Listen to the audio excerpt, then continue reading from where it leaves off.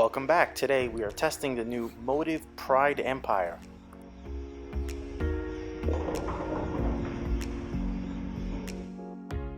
If you like what we do, follow us on Facebook, Instagram, YouTube.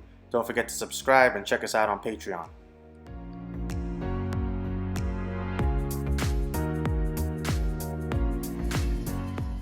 First impressions, the Pride Empire continues to prove that Motiv can now make some pretty responsive pearl covers. Alright, let's talk about the Pride Empire. I keep wanting to say emerald, but it's a pretty ball. Medium strength diff and medium strength asymmetry in a medium strength snappy pearl cover, and you basically expect something between mid-define and mid-late in terms of arsenal fit. I will emphasize that the cover is relatively snappy, similar to the Ripcord Velocity. The Empires may be a touch more rolly in nature, and in a way it makes sense where Motiv puts it into their ball guide. The question for me will be, do you need both? But let's come back to that. I tried this ball in a pretty hooking lane, as that's what Motiv says it's for, but also threw a few shots on a fresh lane just to compare and contrast. And here you'll see on the hooking lane that direct is a little tricky, as the ball is a bit too responsive, and probably a little over-under as I attempt to launch it past the friction sometimes. However, I like to edge in as the evaluation progresses, and you can see the ball kept hooking. Once I got to say 17 to 20 at the arrows, and that's where the ball found a home.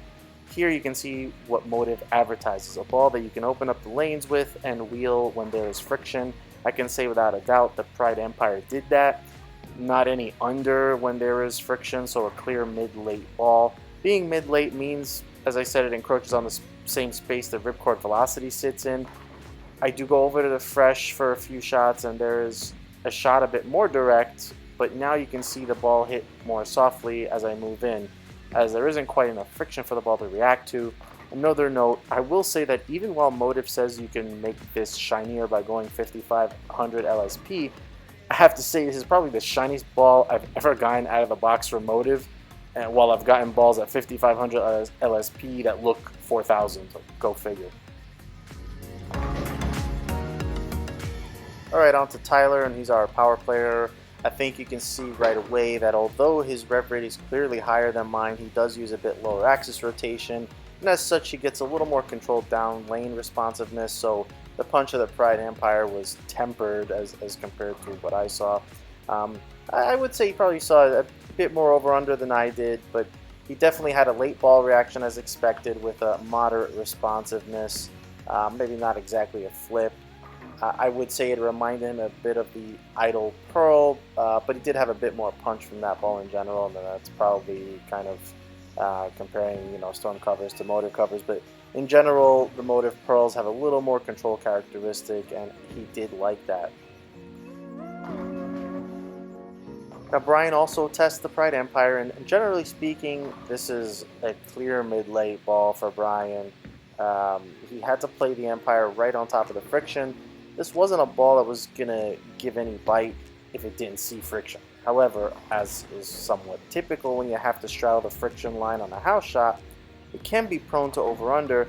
You need to use the friction in the mid lane to get the ball going, but if you get it there too early, it'll nose up. Get it there too late and it won't return. Bottom line is, this is a low volume type ball for Brian. Final thoughts, I mentioned the Motiv Pride Empire is clearly a mid-late ball, and while this has an asymmetric core, I really feel there isn't enough of a difference for the average bowler to have both the Ripcord Velocity and the Pride Empire. Now, if you're looking for replacement, I think you'll have no issues here at all. It goes to show that ASIMs can still make the low volume part of the bag.